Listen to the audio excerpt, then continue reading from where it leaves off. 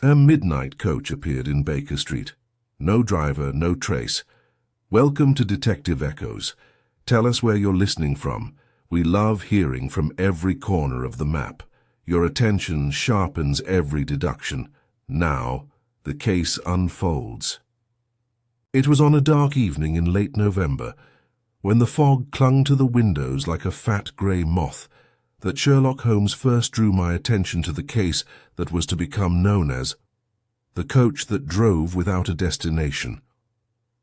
We had spent much of the day comfortably ensconced in the familiar clutter of our Baker Street parlour, Holmes in one of his dark moods, lying listlessly on the sofa, and I at my desk, struggling in vain to concentrate on a treatise concerning gunshot wounds of the thoracic cavity. The ticking of the clock and the occasional crackle of the fire were the only sounds that disturbed the heavy silence. It was almost 7 o'clock when there was a hurried knock at the door, followed by the hurried entrance of Mrs. Hudson, carrying a telegram on a silver platter. "A message, sir, very urgent," she announced, her voice trembling slightly. Holmes stirred at once, his grey eyes lighting up like a bird of praise. He seized the envelope, tore it open, and scanned its contents. With a frown, "Ah!" he exclaimed, jumping to his feet.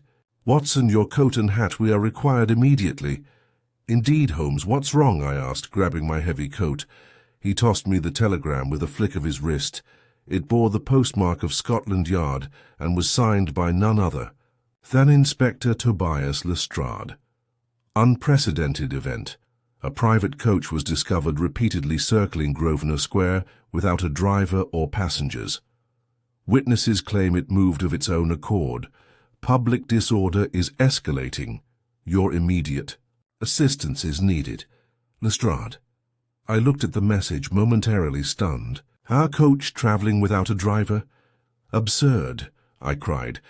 "This is truly absurd," murmured Holmes, putting on his overcoat. "And so infinitely interesting. Come, Watson, the game is on." Within minutes, we were travelling through the foggy streets of London in a hackney carriage, the horses' hooves muffled by the damp cobblestones, and the driver bent against the rain. The city loomed around us, with its blurred outlines and yellow pools of gaslight, the fog seeping into every crevice like an unwelcome guest. As we approached Grosvenor Square, it became clear that the situation had attracted considerable attention.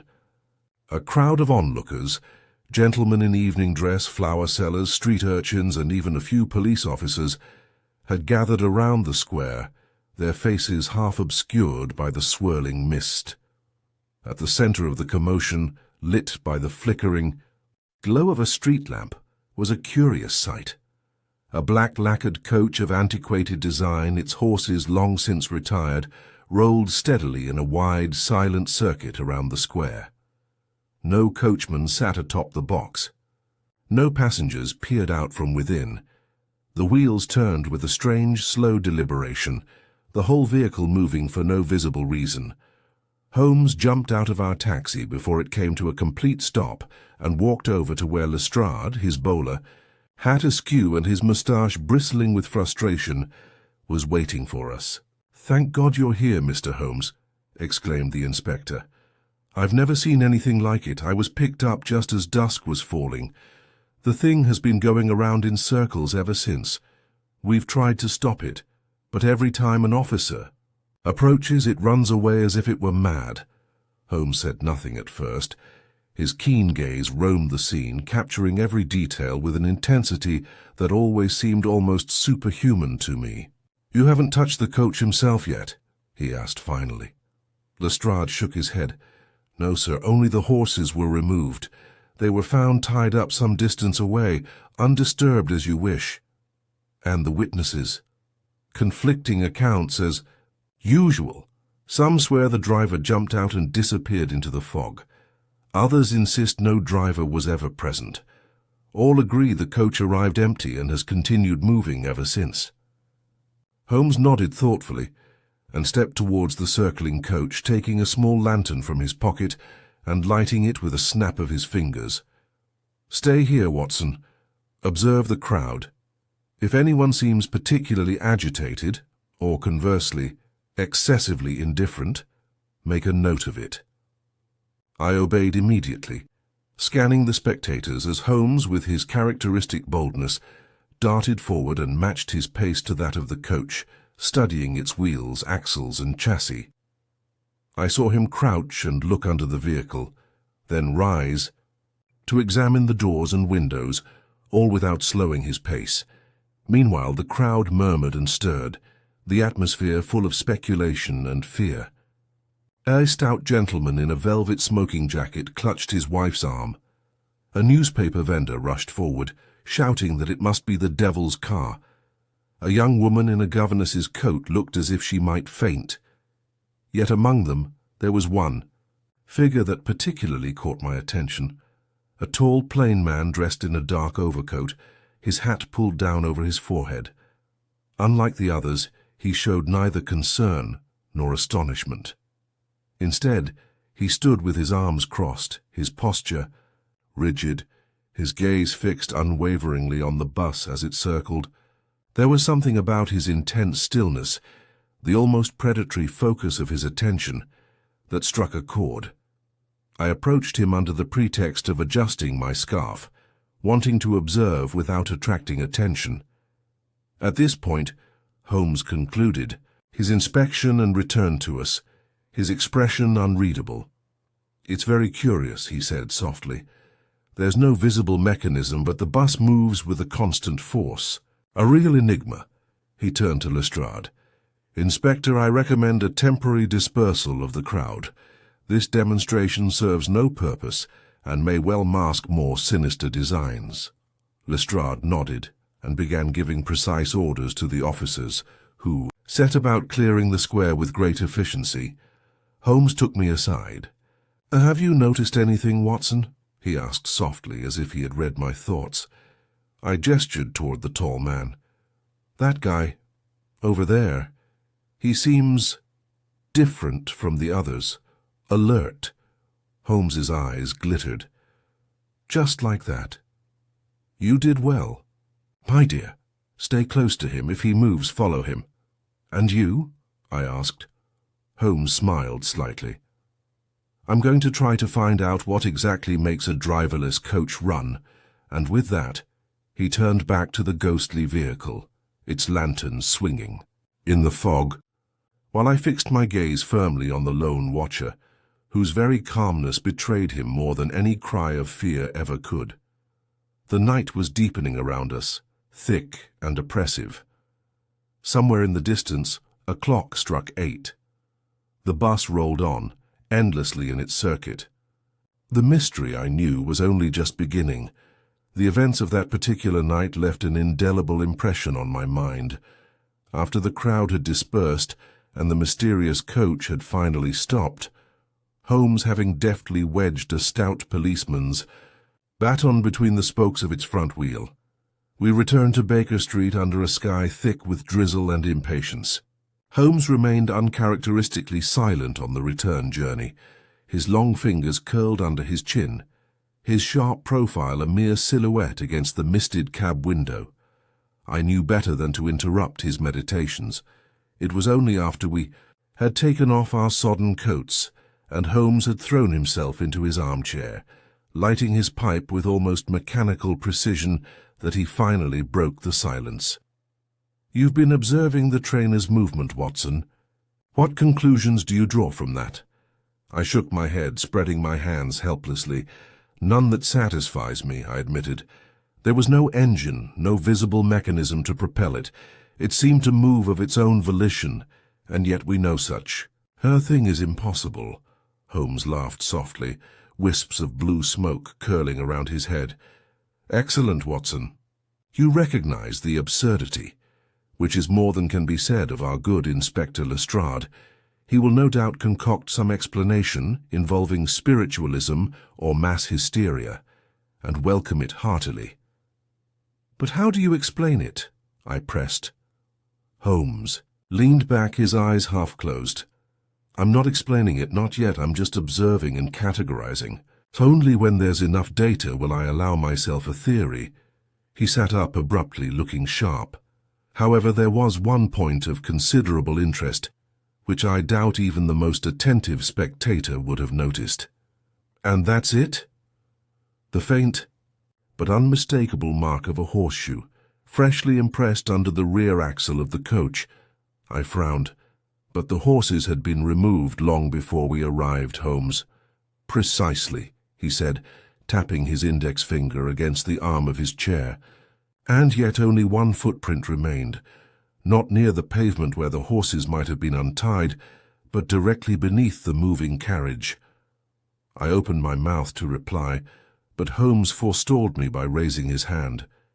"Even more curious," he continued, "the horseshoe was unusual, narrow, elongated, with a slight asymmetry. It was not the shoe of a common draft horse, nor of a taxidermy animal, but of a lighter, faster breed, a hunter or perhaps a trained show animal." He stood up abruptly and paced the room, the movement seeming to energize him further. "Consider, Watson.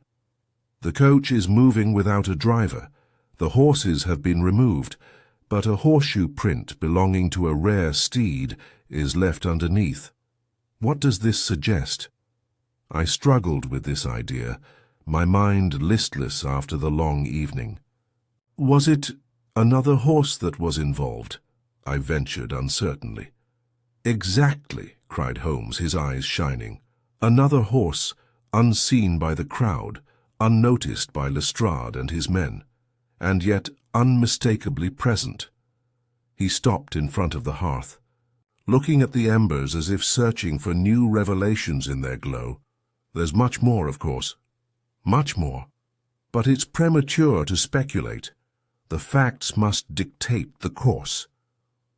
At that moment there was a quiet knock at the door, and Mrs. Hudson entered with a tray on which lay a steaming coffee pot and a plate of buttered toast. "I thought you gentlemen might need something warm," she said, setting it down with a fond look at us. "You are an angel of mercy, Mrs. Hudson," I declared, getting up to pour Holmes a cup.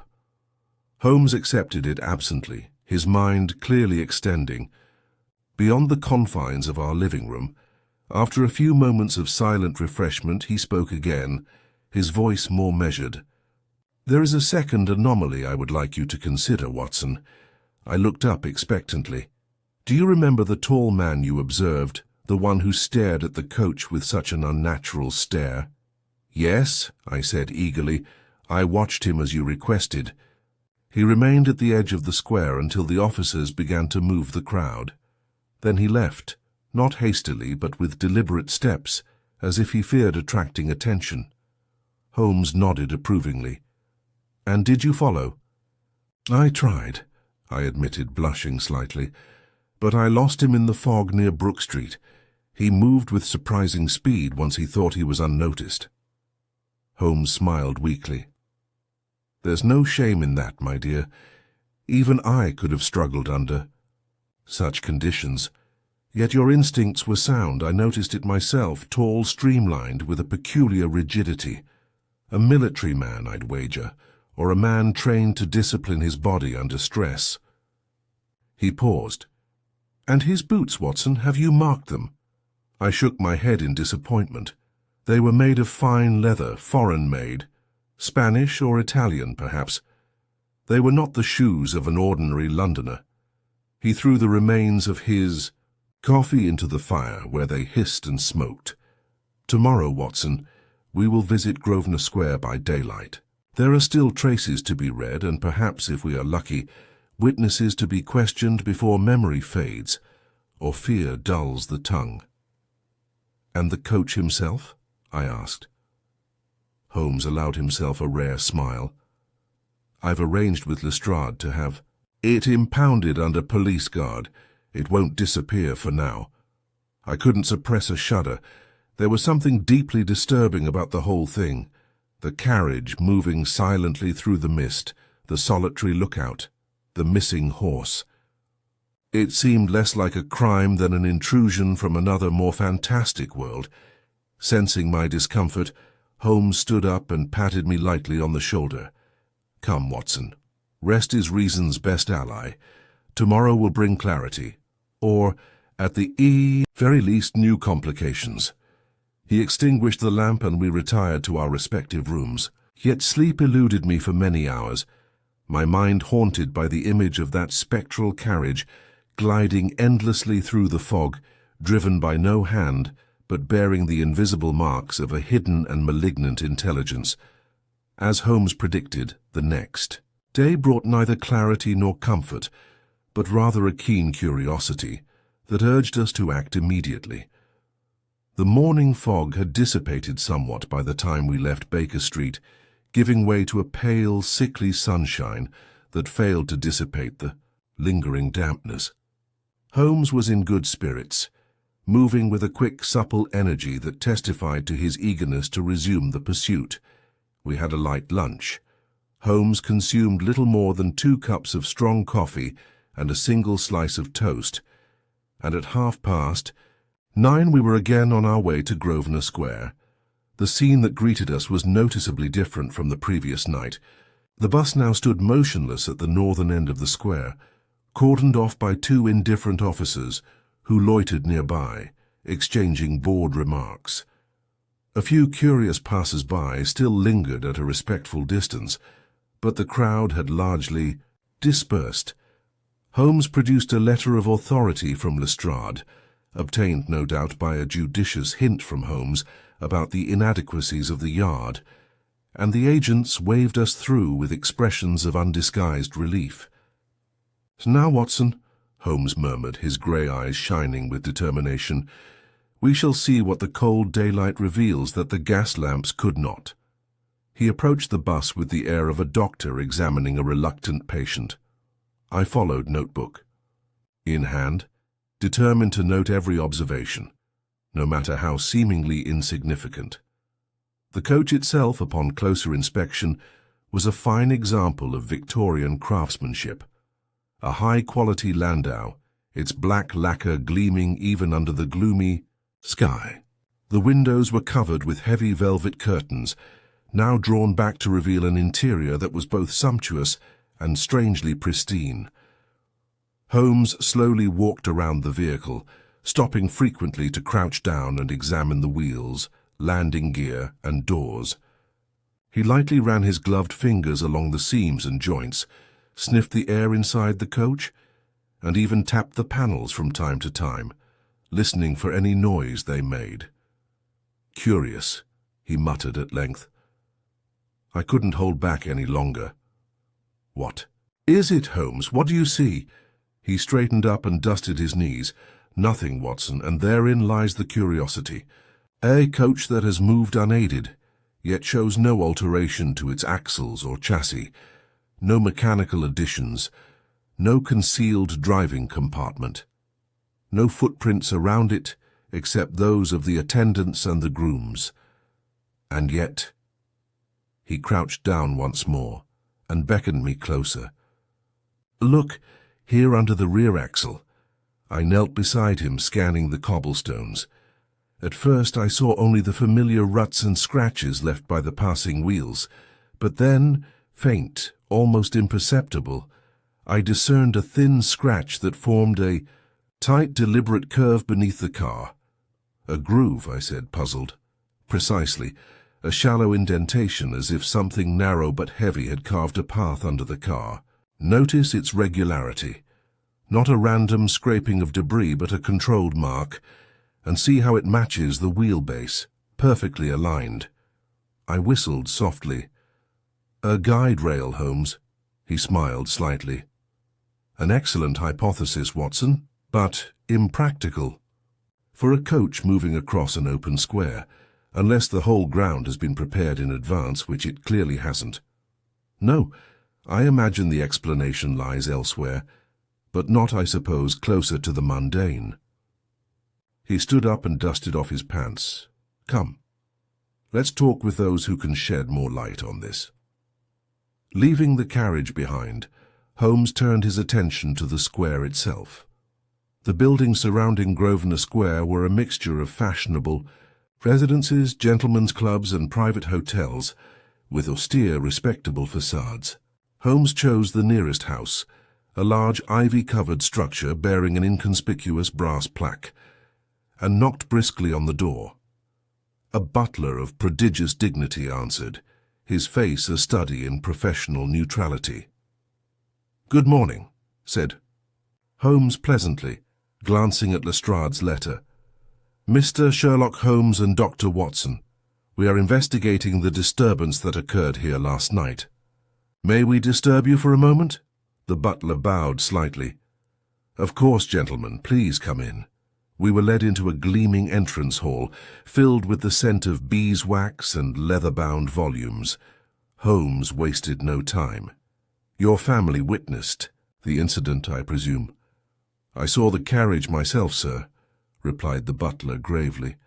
"I was closing the shutters shortly after 6 o'clock when I noticed it circling the square." "And did you observe his arrival?" "No, sir. It was already moving. When I looked outside, Holmes's eyes narrowed slightly. Did you notice anything unusual? A driver, perhaps, or any passengers inside?" The butler shook his head. "Neither, sir. It seemed rather empty. But—" He hesitated. "Speak freely, man," Holmes urged. "Well, sir, there was a sound, very faint, mind you, a sort of ticking like a watch or a clock, but louder and more rhythmic." Holmes's eyebrows rose. "A ticking, you say? From the coach himself?" "Yes, sir, although it may have been my imagination." "Nothing is too small to be noted," Holmes said warmly. "You have been very helpful. We made similar inquiries at several nearby houses, but the accounts varied enormously. Some claimed to have seen a dark figure jump from the carriage. Others insisted it had appeared from the mist without warning. A few, like the butler, mentioned ticking. Others denied hearing anything unusual. As we stepped back out into the square, Holmes fell silent, his face drawn with lines of concentration. "What?" "Do you think, Holmes, I've finally dared?" He gave a dry chuckle. "This human testimony is the least reliable form of evidence, my dear Watson. Each witness constructs a narrative tailored to their fears, expectations, or pride."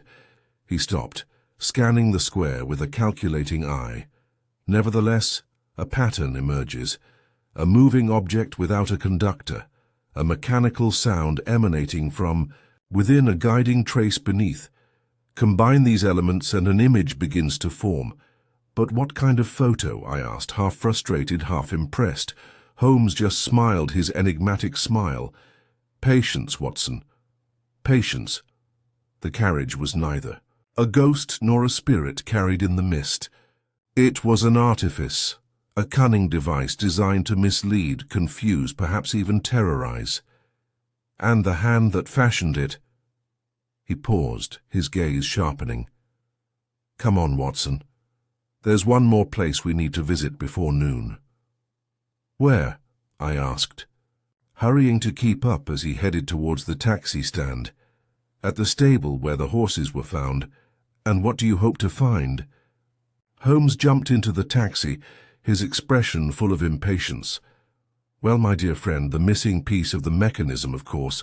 The journey to the stable took us through a bustling, rainy London, where the streets throbbed with life under a grey, oppressive sky." Holmes spoke little during the journey, merely sitting with folded arms and half-closed eyes, his mind, I knew, racing far ahead of ours. I had long since given up the folly of attempting to engage him in conversation when he wore that peculiar expression of distant calculation. Our taxi stopped in front of a narrow, sooty building in a dark alleyway behind Park Lane. A faded sign above the archway proclaimed it to be Goddard's Livery and Stables. Rental, boarding and sale of fine horses. The smell of damp straw and horseflesh greeted us as we stepped down into the cobbled courtyard. Holmes took out Lestrade's letter again and presented it to a sullen-looking groom who came out of the darkness, wiping his hands on a ragged rag. "We wish to inspect the horses recovered from Grosvenor Square last night," Holmes said without preamble. The man grunted but led us through the maze of stables to where 2 elegant chestnut mares stood tied up, placidly munching hay. They were Fine animals, both of excellent breed, and seemed no worse for wear after their recent adventures. Holmes wasted no time in his examination. He moved around the animals with quick, precise movements, feeling their paws, inspecting their hooves, checking the harnesses still hanging nearby. I watched with growing curiosity as he crouched in front of one of the horses, his fingers delicately probing the inside edge of the left front hoof. "Ah," he said softly. He stood up and signaled to the groom. "Who brought these horses last night?" he asked. The man scratched his head. "Mr. Burke, sir, one of our senior grooms. He's out back looking after the colts. Bring him in, please." The groom left and returned a few minutes later with a stocky fellow in a worn frock coat, whose florid complexion and suspicious eye immediately suggested to me a man who had little love for official inquiries. "Mr. Burke?" said Holmes courteously. "It's me," the man muttered, shifting his weight anxiously. "Did you find the horses?" "Yes, near Grosvenor Gate, tied to a lamp-post. Quiet as you please." "And you didn't see anything else? No bus? No driver?" Burke shook his head. "No one, sir, just the horses, as if someone had forgotten them." Holmes stared at him for a moment. "Tell me, Mr. Burke, have you ever shod horses yourself?" "Once or twice when the farrier is busy." "And have you ever seen a shoe like this?" Holmes reached into his pocket and took out a small crumpled piece of paper on which he had drawn, with remarkable precision, the elongated, asymmetrical imprint of the horseshoe he had discovered under the carriage.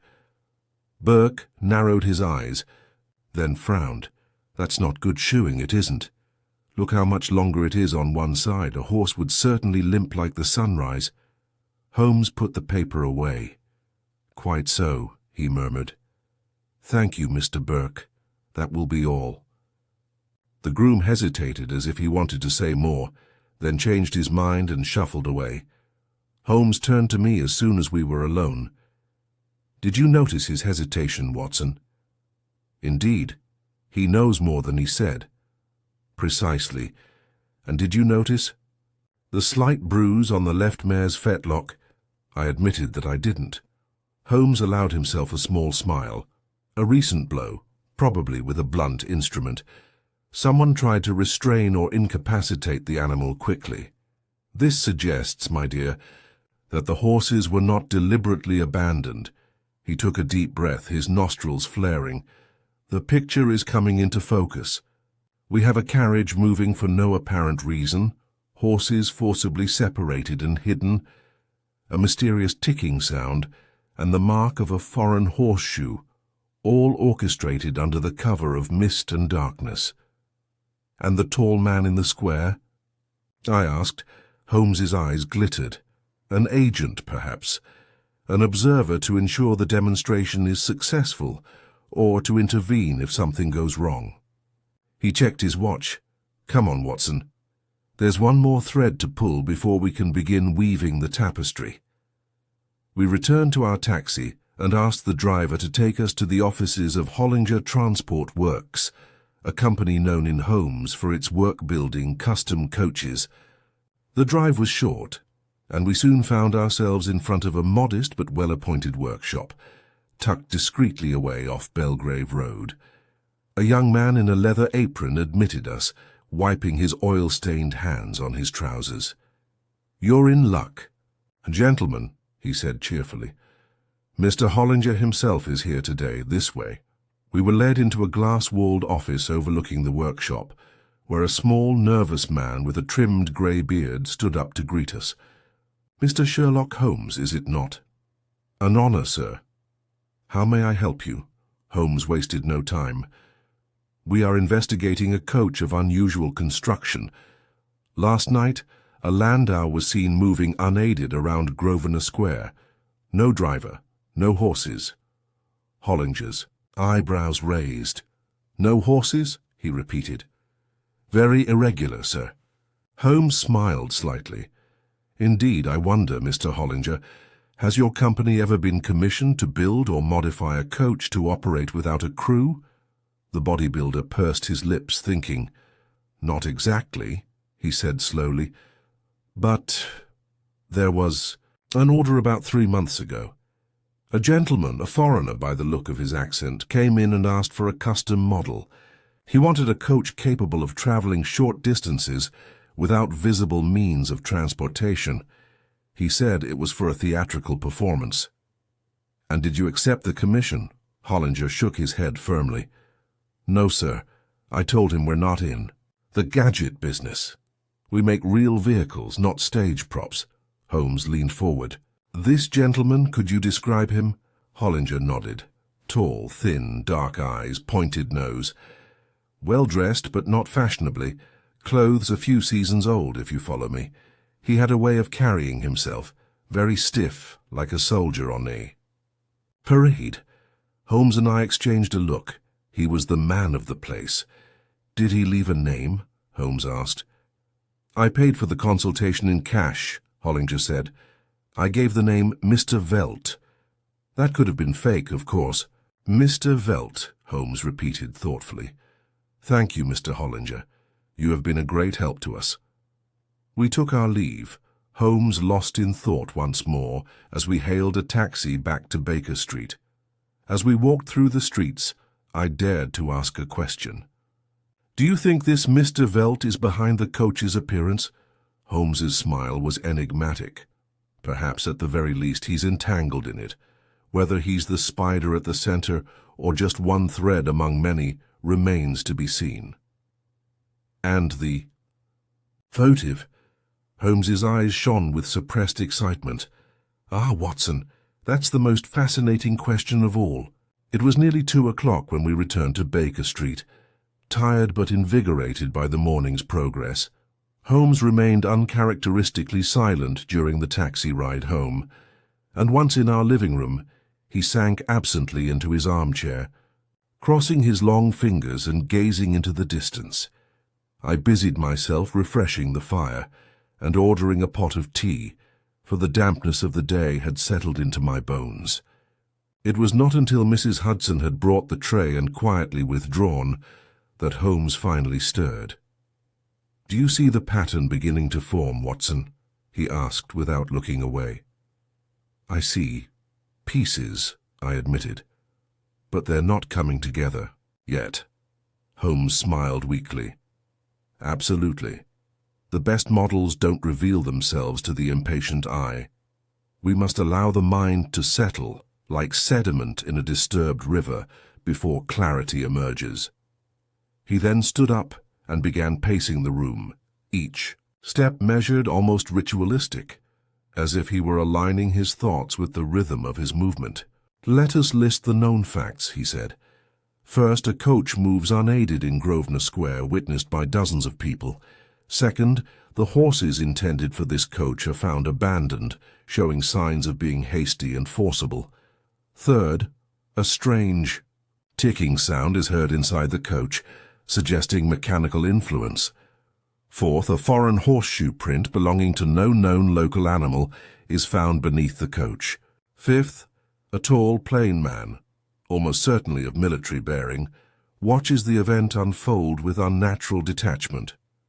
He paused, tapping his index finger lightly against his chin. And sixth, he added, we learn that a man calling himself Mr. Felty attempted to order an automatic coach.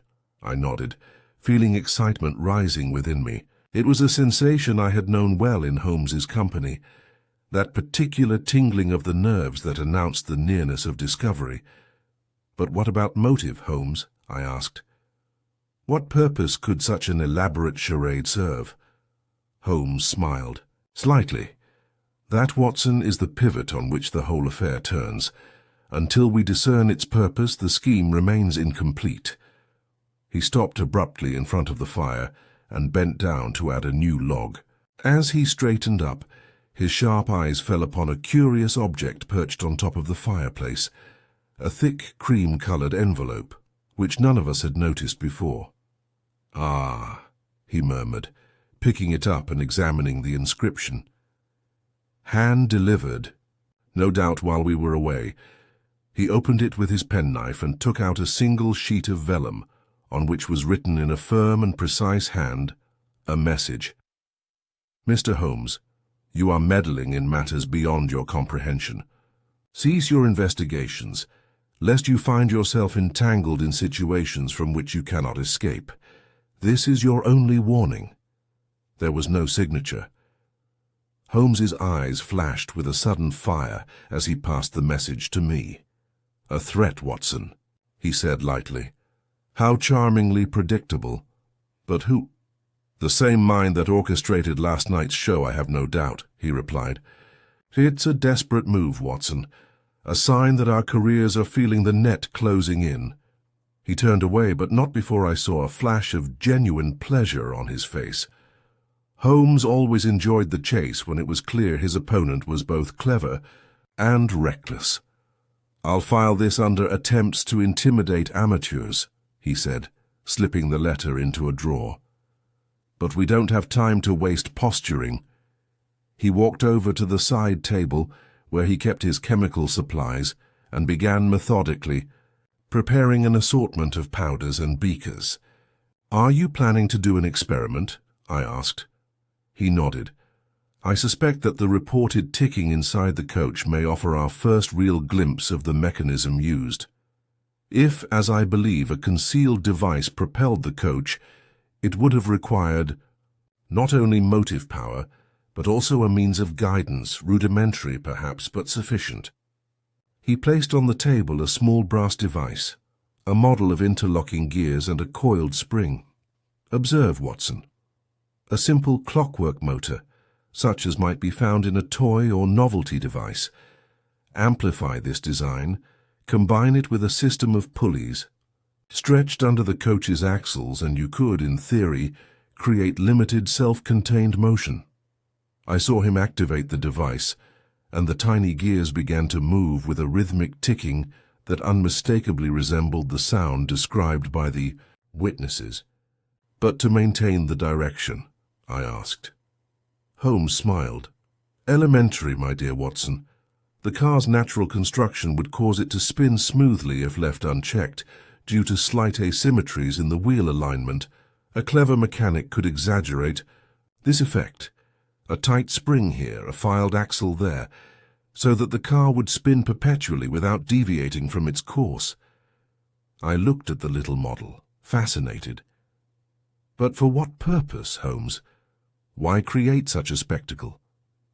"Ah," he said, in a low voice bright with impatience, "that is the question, and to answer it one must not look at the carriage, nor the horses, nor the crowd, but at the square itself." He turned on his heel and grabbed a map of London from the bookshelf. "Grosvenor Square," he murmured, spreading the map out on the table and tracing the perimeter with a slender finger. "Surrounded by embassies, gentlemen's clubs, and the private residences of some of the richest men in England." He lightly tapped the northeast corner. "And here is the residence of Lord Acton Wells, recently returned from a diplomatic post in Constantinople, who was rumoured to be in possession of extremely sensitive documents for the Crown." A thrill of understanding went through me.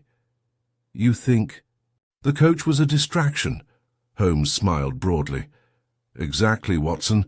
While all eyes were fixed on the impossible spectacle in the centre of the square, someone could move unseen around its periphery, unseen even by the police officers, and commit a crime." He leaned closer to the map, his voice low and urgent. "A robbery, perhaps, or an act of espionage." I felt a shiver run down my spine. The already bizarre affair had taken on a sinister gravity. "But how can we prove it, Holmes?" He straightened, his eyes shining with fierce determination. "By visiting Lord Acton Wells immediately." He called a taxi, and a few minutes later we were running through the streets again, the car's wheels hissing against the wet cobblestones. As we drove, Holmes remained tense and silent, like a bowstring stretched to its utmost. I could see his mind working at a frantic pace, assembling the pieces of the puzzle with that extraordinary ease that never failed to amaze me. Finally, we stopped in front of a large grey stone mansion overlooking Grosvenor Square. Holmes jumped down, pausing only to adjust his hat before climbing the wide marble steps and knocking sharply on the door. A uniformed footman answered us with a mixture of suspicion and deference. "Lord Acton Wells?" Holmes asked, showing a map. After a brief hesitation, we were admitted into a large entrance hall lined with portraits and heavy draperies. A few minutes later, Lord Acton Wells himself appeared, a tall, distinguished man, with silver hair and a face etched by years of diplomacy. "Mr. Holmes," he said in a deep voice, "I've been expecting you." Holmes's eyes narrowed imperceptibly. "You have suffered a loss," he said softly. Lord Acton Wells bowed his head. "Last night, during the disturbance outside, several highly sensitive documents were stolen from my office." Holmes allowed himself a shadow of a smile. "The game," he murmured, "is well and truly underway." Lord Acton Wells led us into a stately study panelled in dark mahogany, its shelves stacked with leather-bound volumes, its wide windows overlooking the misty expanse of Grosvenor Square. Even here, in this sumptuous setting, there persisted an undercurrent of unease, a sense that the walls themselves were straining to conceal the enormity of what had happened. Holmes cast his hawk-like gaze around the room as we settled into armchairs in front of the fireplace, where a soft fire crackled intermittently against the damp afternoon chill. "I presume," Holmes began without preamble, "that the robbery was carried out with a minimum of disturbance?" Lord Acton Wells bowed his head gravely. "I didn't notice anything unusual until this morning," he said. "I got up early, intending to check the contents of my private outbox. That's when I discovered the lock had been forced, and several documents were missing." "What were these documents?" Holmes asked, his tone deceptively gentle. The diplomat hesitated, his aristocratic features tightening. "They concern certain negotiations abroad," he said finally. "Matters of state, Mr. Holmes. Their disclosure could have profound consequences." Holmes laced his fingers under his chin. "And you didn't tell anyone?" "Only the Foreign Office," Acton Wells replied. "And now you. The matter must be handled with the utmost discretion." "Of course," Holmes murmured. "And the shipping box itself?" Lord Acton Wells stood up and walked over to his desk, taking out a small but sturdy iron binding box. The front lock bent and broken. Holmes examined it carefully, muttering to himself as he traced the jagged break with his fingertips. "A brute force entry," he mused. "Clumsy but effective. No subtlety here. Our thief relied on speed and certainty rather than finesse." He looked up sharply. "How many people have access to this room, my lord?" "Apart from me," Acton Wells reflected, "only my valet, Simmons, and the housekeeper, Mrs. Grafton. Both have been in my employ for years, and I trust them implicitly." Holmes made no comment, but replaced the box on the desk with a slight thud. "And the window?" he asked, walking towards him. Acton Wells frowned. "It was secure when I retired for the evening and still locked when I got up this morning." Holmes nodded, absently, pulling the latch and inspecting the ledge. "No sign of forced entry," he murmured. "Yet the bus was clearly intended as a distraction, so our thief must have slipped in during the commotion." He turned to Lord Acton Wells. "Your butler. He might have opened the door for the agents." "Yes, they inquired about the unrest outside, but finding no immediate cause for concern, they left." Holmes's lips tightened. "Then our thief had a window of opportunity, pun unintended, of at most a quarter of an hour, I'd wager. He paced the room once, twice before stopping abruptly in front of the fireplace. I must ask, Lord Acton Wells, during the confusion outside, were there any visitors in the house?" "Anyone who could have been admitted." The old man hesitated. "There was one," he admitted reluctantly.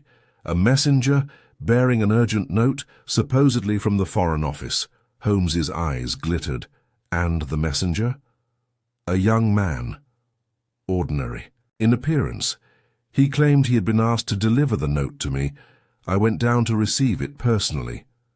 "And the message?" Acton Wells walked over to a drawer and pulled out a crumpled piece of paper.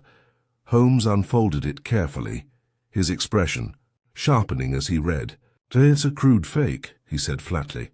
"The seal is faked, but poorly, and the language far too flowery for official correspondence." He turned the note over, scrutinizing the paper itself. "A cheap bond, available at any stationery store," he murmured.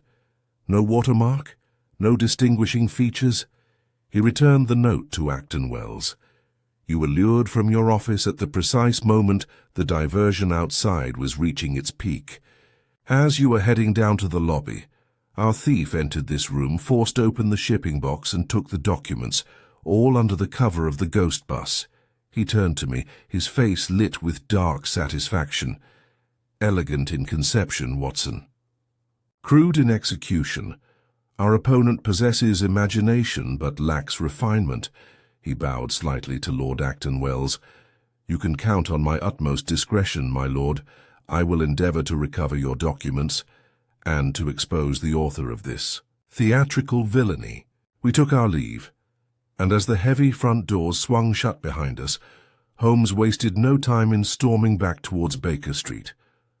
"We must act quickly, Watson," he said, descending the steps and stepping out into the mist. "The longer these newspapers remain at large, the greater the danger to the nation." "And Mr. Velt?" I asked, panting slightly to keep up. Holmes's expression darkened. "I have no doubt that he is at the heart of this matter. Whether he is acting alone or on behalf of foreign powers remains to be seen." As we rushed through the grey streets, a sudden noise stopped us, the sound of approaching hooves, quick and irregular.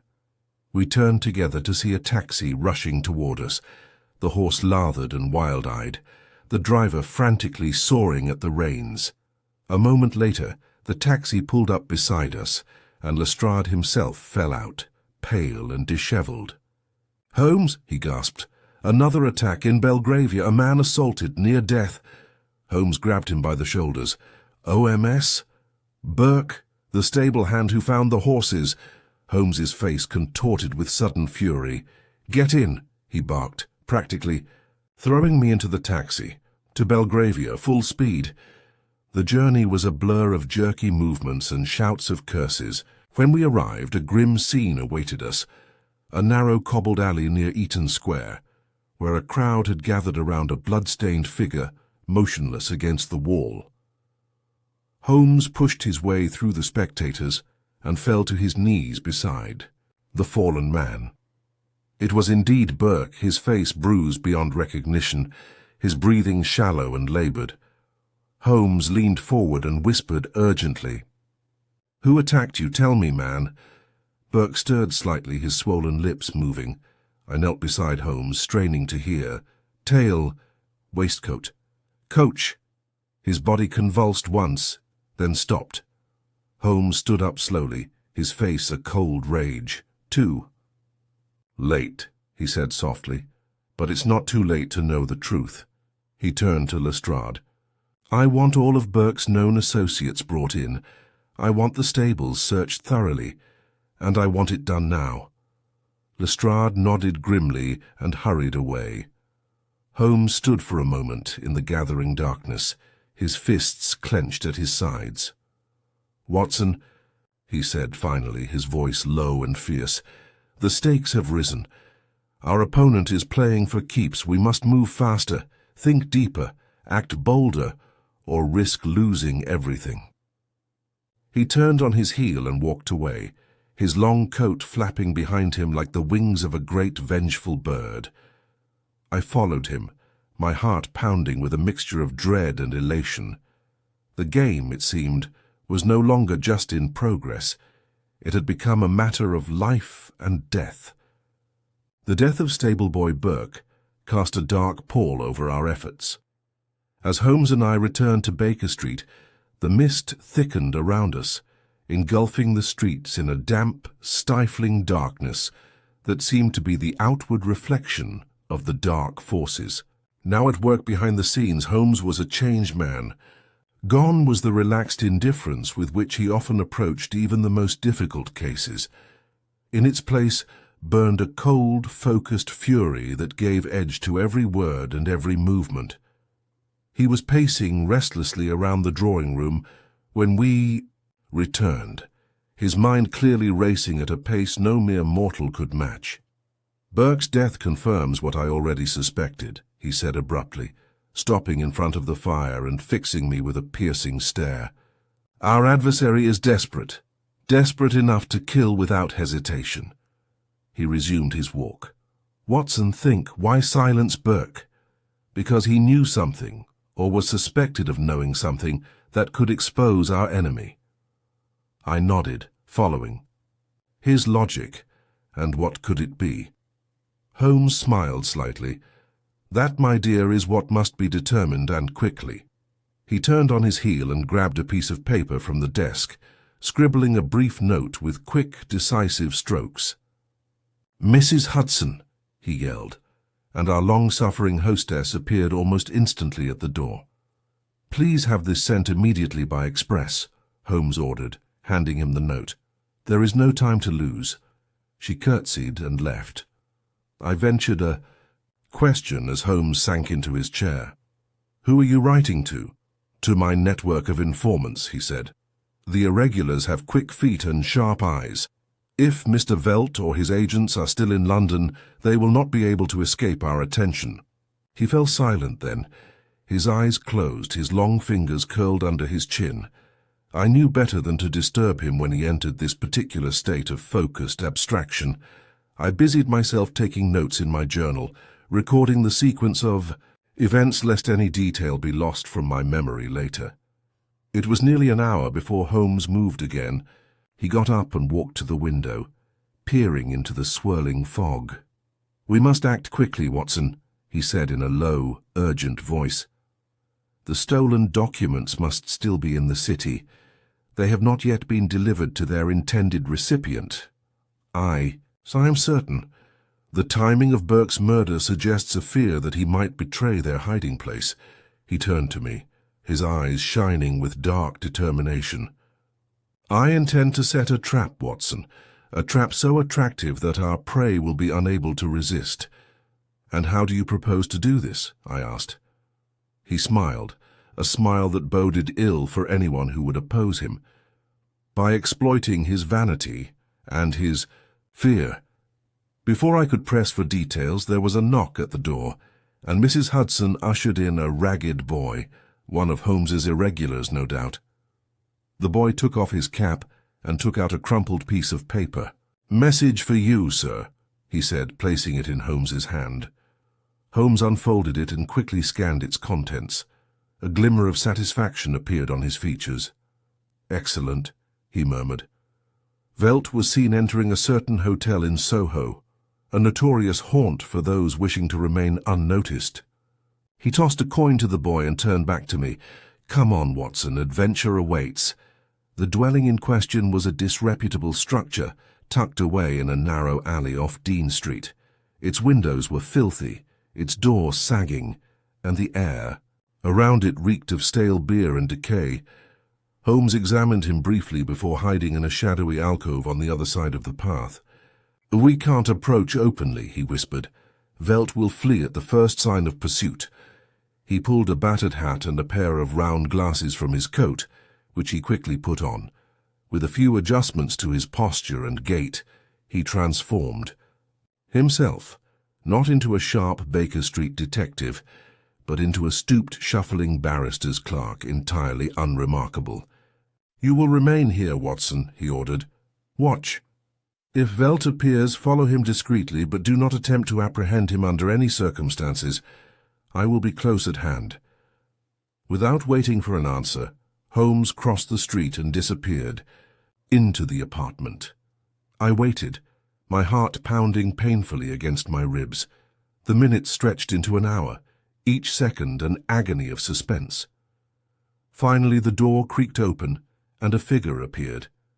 It was Velt, without a doubt.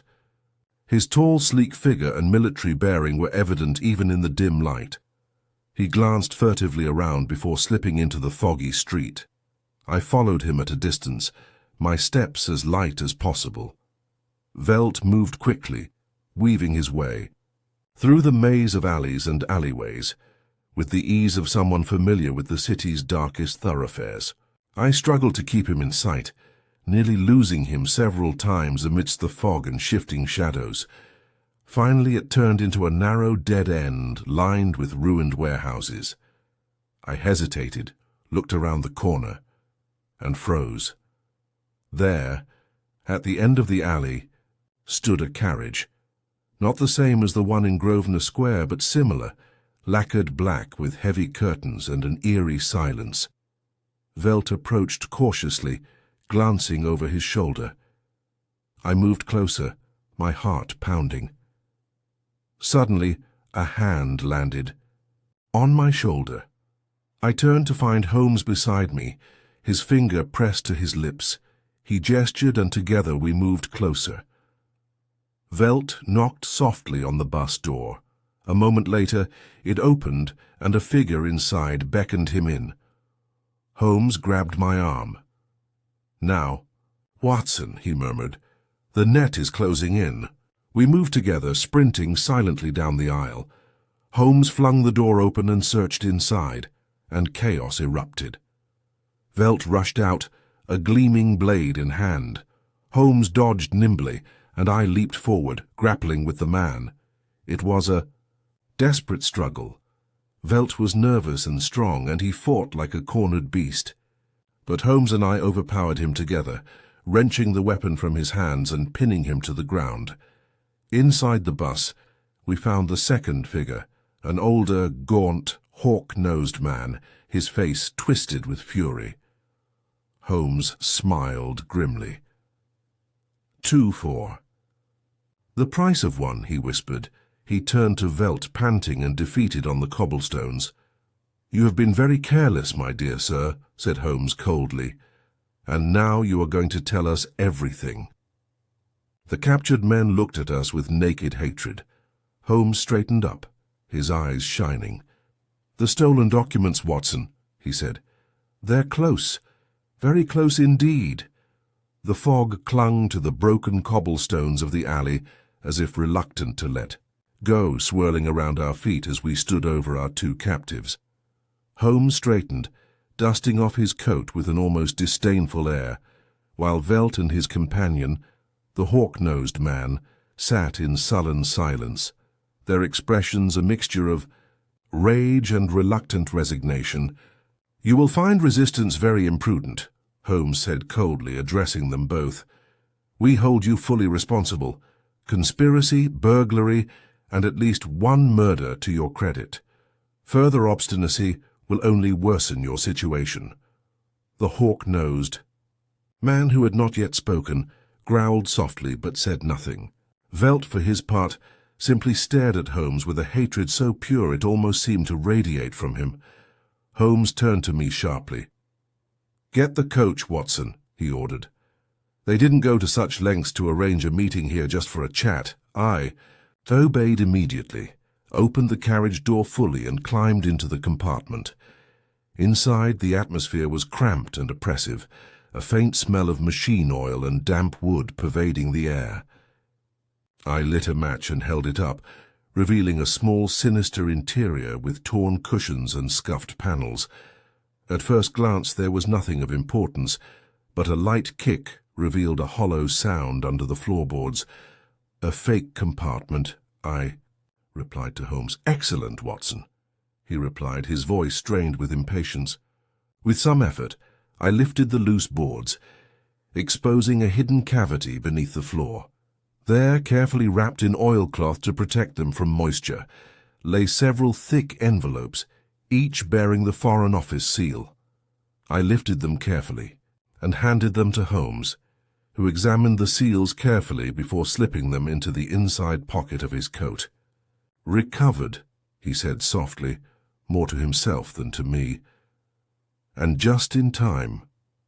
He turned to our prisoners, his attitude now hard and uncompromising.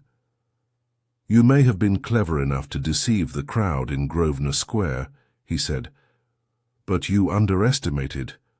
The forces arrayed against you. Scotland Yard will be there shortly to retrieve you. In the meantime, he broke off, his head snapping up as the distant sound of hooves echoed down the alley. "Quick, Watson," he barked. "Into the shadows." Pulling Velt roughly to his feet, Holmes shoved him toward the side of the driveway where the fog was thickest. I grabbed the hawk-nosed man and dragged him after us, hiding just as a second bus, larger and more imposing, rumbled into view. A lone, heavily masked figure sat atop the driver's seat. He stopped the car in front of the empty one, glancing furtively around. Holmes crouched down beside me, his hand gripping my shoulder. "Watch, Watson," he breathed. "That's the spider, the real brain, come to gather the last threads of its web." We saw the driver get out and approach the abandoned bus, peering inside. Finding it empty, he turned abruptly, pulling a small revolver from under his cloak. Holmes moved like lightning. In one fluid motion, he stepped out of the shadows, knocking the weapon away and pinning the man to the ground. I rushed to his aid, and between us we quickly secured and disarmed him. Holmes ripped the man's hood off, and I gasped. The face thus revealed was one I instantly recognized. Colonel Sebastian Moran, once the right-hand man of Professor Moriarty, Holmes's arch-enemy, and a man long thought to have vanished into the European underworld. "Moran," I cried. Holmes smiled grimly. "Did I not tell you, Watson," he said, "that this case had the odor of a criminal mind far above the average?" Moran glared at Holmes with undisguised hatred. "It's too late, Holmes," he spat. "The documents will arrive in Berlin soon." Holmes slowly shook his head. "On the contrary, Colonel, your project has collapsed before your ears. Your agents are captured. Your secrets are recovered, and your reputation, such as it is in ruins." He turned to me. "Get the agents, Watson. The trap is open." By the time we returned to Baker Street that evening, the fog had thickened into a stifling, all-encompassing mass, and the city seemed to reel under its weight. Holmes, however, looked invigorated, the pallor that had surrounded him for the past few days blown away, as if by a strong wind. Sitting again before the fire, his dressing gown wrapped around him and a fresh pipe in his hand, he finally deigned to satisfy my burning curiosity. "You have questions, Watson," he said, the shadow of a smile playing on his lips. "Indeed," I admitted. "There's a lot that remains unclear to me." He leaned back, the firelight dancing across his sharp features. "Very. Well, let's start the question from the beginning." He ticked off points on his long, thin fingers. "First, Moran, ever ambitious and restless, seeks to re-establish himself as a force in the criminal underworld after Moriarty's death. He concocts a daring plan to steal sensitive documents from Lord Acton Wells, documents that would fetch a fortune if delivered to German intelligence. Second, realizing that a direct burglary would be too risky, he devises an elaborate distraction. The driverless coach, an impossible spectacle designed to divert all attention from the surrounding houses. Third, to construct the necessary illusion, he enlists the services of Velt, a rogue mechanic with a flair for invention, and his accomplice, the hawk-nosed man, a petty thief and hobbyist. Fourth, Burke, the stable boy, is bribed or coerced into helping him. But once the trainer is unleashed and the robbery is complete, Moran fears that Burke's loyalty will falter under the pressure. Therefore, he arranges for Burke's elimination to settle the matter. I nodded slowly, the sequence becoming clear in my mind. "But how did you anticipate the meeting in the alley?" Holmes smiled slightly. "I thought that, with the initial plan having failed and the recovery of the documents still incomplete from their perspective, Moran would seek to retrieve them personally. The fake bus, abandoned in a deserted alley, would serve as a dead place, a last desperate attempt to salvage something from the wreckage." He took a long drag on his pipe, and once Velt was spotted coming back in that coach, I knew Moran wouldn't be far behind. I shook my head in wonder. "Have you seen everything from the beginning, Holmes?" He laughed softly. "Not everything, Watson. Not everything. I've seen enough to know we were dealing with a mind accustomed to grand schemes and theatrical flourishes." That immediately suggested Moran. He stood up and stretched languidly, shadows moving across his face. "And so," he said, "another web. Here's torn, another trap broken." He turned to the window where the fog pressed thickly against the glass. "Yet the game is endless, Watson. For every Moran unmasked, another lurks in the wings. It's the eternal struggle. Reason versus chaos. Order versus anarchy." He smiled weakly.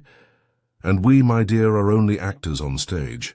And so the case of the bus that drove without a destination was drawing to a close, a case that had begun in mystery and terror, and which ended, as so many others have, with Holmes's singular mind piercing the darkness to the truth hidden beneath.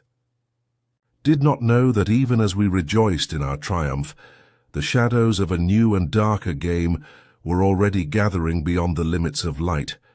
But that, as Holmes would say, is another story.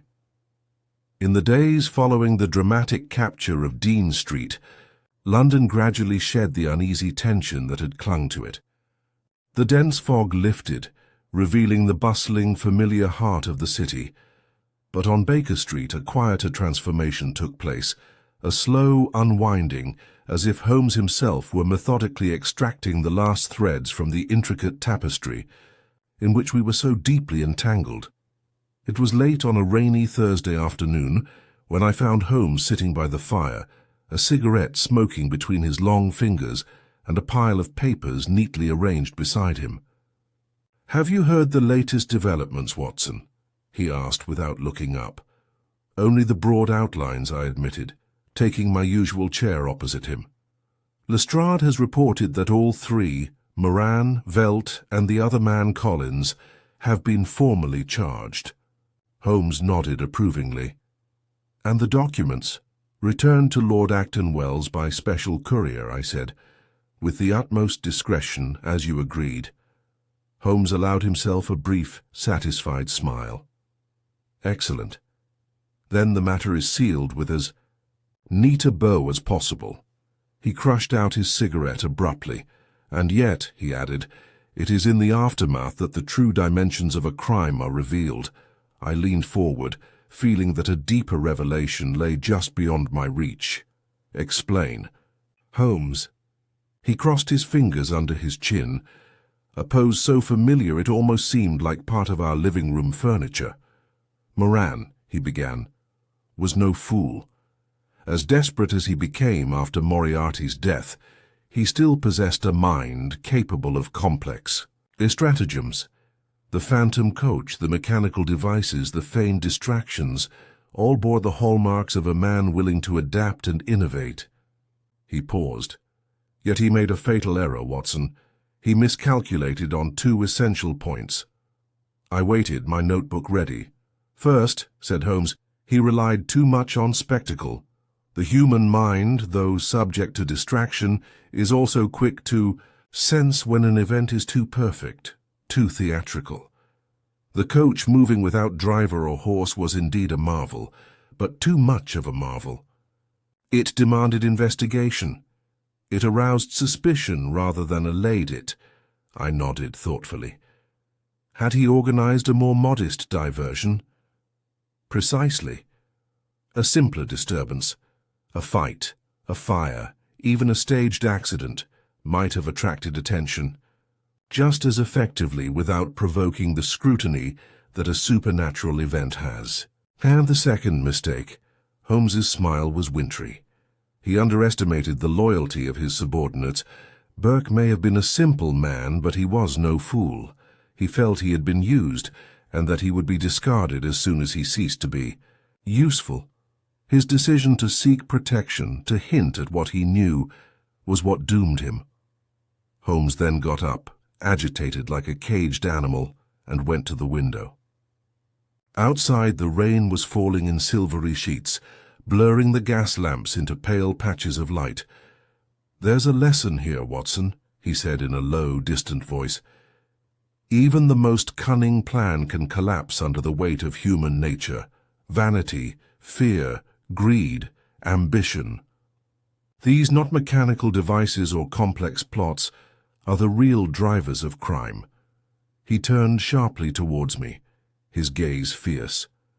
"And it is against these forces that we must fight. Not just against the plans of the wicked, but against the fallibility of all men." I sat in silence, the truth of his words sinking in deeply.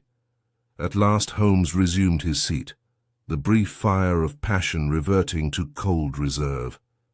"There remains, of course, the question of Moran himself," he said. "He will be tried for conspiracy, attempted murder, and espionage. The evidence is overwhelming.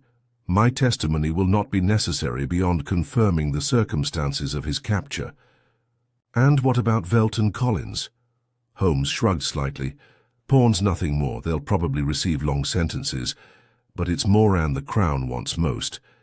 He sifted through the pile of papers on the table, selected one, and passed it to me. It was a report, detailed and precise, summarizing Moran's activities since his presumed disappearance from England 2 years earlier. Smuggling operations, counterfeiting rings, minor acts of sabotage. The list was long and damning. "A busy man," I said darkly. Holmes inclined his head. "Too busy to go unnoticed forever. His return to London was a mistake, born of overconfidence." He stood up again and began pacing, that familiar restless energy returning. "It's curious, Watson," he mused, "how often it is pride that destroys men. Moriarty, Moran, even the humblest pickpocket are all vulnerable to this single fatal flaw." He stopped in front of the fire, looking at the embers. "And yet without pride, without ambition, where would civilization itself be? The same forces that drive men to greatness drive others to ruin." I said nothing, feeling that he was talking, more to himself than to me. The rain drummed steadily against the windows. A coal burst in the grate. Finally Holmes broke free from his reverie and turned to me with a ghost of his usual sardonic smile. "But come, Watson," he said lightly. "It is not for us to philosophize about the eternal battle between light and darkness. We have done our part in this matter, and London for the moment is a little safer because of it." He walked over to the sideboard and poured himself a generous measure of cognac. "A toast, my friend," he said, raising his glass. "To the eternal hunt, and to those who stand against the shadows." I raised my own glass, feeling a deep surge of camaraderie and admiration for the man who, for all his eccentricities and solitary habits, stood so firmly between order and chaos. "Hunting," I repeated. We drank in silence. Later that evening, as I was preparing to leave for my own lodgings, Holmes stopped beside me at the door. "Be careful, Watson," he said softly. "There are always more shadows." I nodded, understanding more than what his words expressed. As I stepped out into the rain-swept streets, my mind raced back over everything that had happened. The ghostly coach, the sinister conspirators, the lives lost and the secrets saved, and above all, the singular figure of Sherlock Holmes, tireless, brilliant, and relentless, pursuing the truth through the mist and darkness wherever it lurks. It was a comforting thought. As long as men like Holmes lived on earth, there was hope that the light would never be completely extinguished. The case of the bus that drove without a destination had finally reached its just conclusion. Yet the curious thing about Sherlock Holmes, a truth I had learned to understand through long experience, was that the finality of an investigation rarely brought him lasting peace. Indeed, there are men for whom solving a complex riddle brings deep and lasting satisfaction. Holmes, however, was not one of them. No sooner was one knot untangled than he began to crave another, his restless mind seeking new intricacies to challenge and conquer. It was therefore with no great surprise that I discovered, In the days following, Moran's arrest and the return of the stolen documents, that Holmes was becoming increasingly apathetic and irritable. Gone was the bright light in his eyes that had illuminated his every action during this affair. His violin reappeared, and he spent long hours sawing melancholy tunes or sinking into languid reveries by the fireside, his mind drifting. It was one gloomy afternoon, the rain beating steadily against the windows, the fire hissing and crackling, in protest against the damp, that I decided to broach the subject. "You are restless, Holmes," I said at last, putting down the volume I had pretended to read.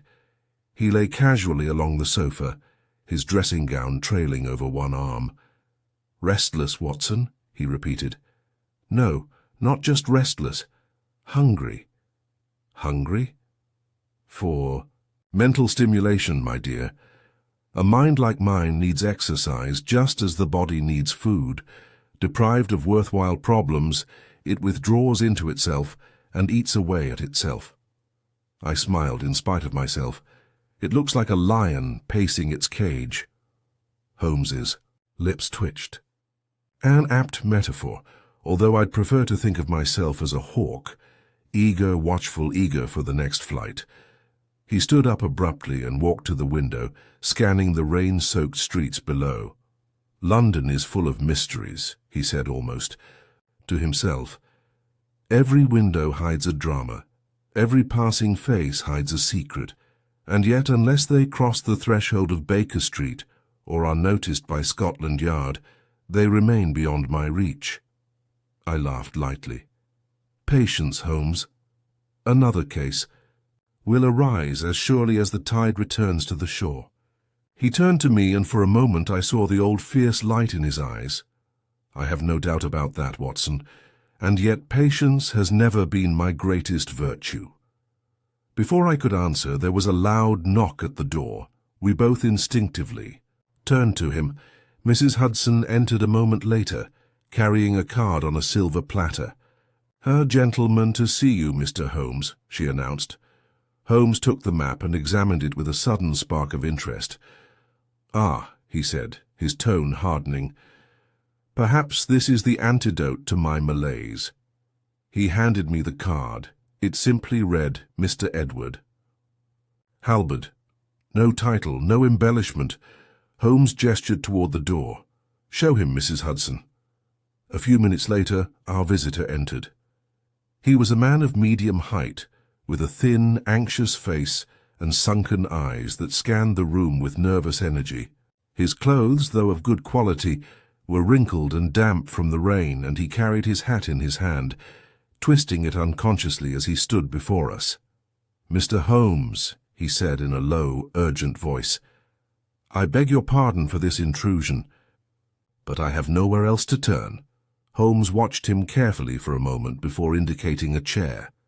"Pray sit down, Mr. Halberd. Calm down. You're among friends." Halberd sank gratefully into the chair, still twisting his hat. Holmes waited patiently, giving the man time to compose himself. Finally, Halberd spoke. "This is my brother, Mr. Holmes," he said. "My younger brother, Julian, he's missing." Holmes's eyes narrowed slightly. "Disappeared?" "Yes. 2 nights ago. Without word or warning. He was, employed at Matherby and Sons in Lombard Street. Reliable, steady, not one to get up to mischief." "And you spoke to the police?" Halberd blushed. "Yes, they were polite but dismissive. A young man missing for a day or two. Not exactly a cause for alarm, they said. Probably out for a joke or delayed by some trivial matter." Holmes nodded slowly. "And you, Mr. Halberd, do you believe it?" The man's hands tightened around his hat. "No, Mr. Holmes. I know my brother. He would never disappear without a word. Something has happened to him. I can feel it." Holmes remained silent for a moment, his gaze distant. Then he got up and stood in front of the fire. "You did well to come to me," he said finally. "There are some matters the police are not equipped to appreciate. The subtleties, the delicate nuances, that portend greater trouble beneath the surface. He turned to Halberd, looking sharp. "Tell me everything you remember about your brother's movements in the days leading up to his disappearance." As Halberd launched into his tale, I sat back, feeling once again that curious thrill, that tingling in the blood that only came when the game was really in progress. Holmes listened attentively, his sharp profile lit by the flickering firelight. Outside, the rain continued to fall, washing the streets of London clean for now, but I knew, as surely as I knew my own name, that in some hidden corner of the city, new mysteries were already sprouting, dark seeds that only Sherlock Holmes could hope to uproot. The ghost coach case was over, but a new story was already beginning, and, as long as Holmes and I walked the foggy streets together, there would always be new shadows to chase, new puzzles to solve, a new light to shine into the darkest corners of the world.